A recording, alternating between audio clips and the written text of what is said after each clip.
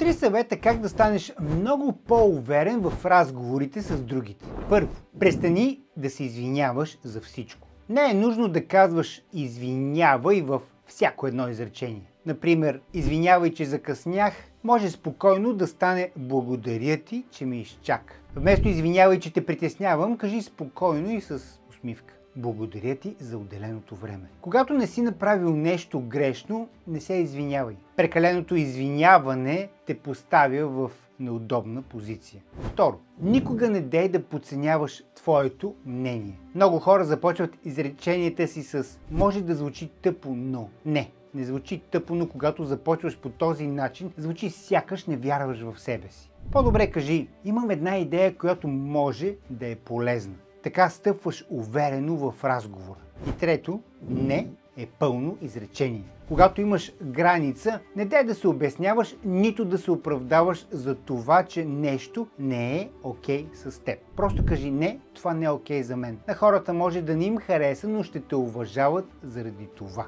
И ако трябва да запомниш само едно нещо, то нека да бъде това. Когато спреш да се извиняваш за всичко, хората ще започнат да слушат всичко, което казваш. Ако искаш да промениш мисленето си, последвай.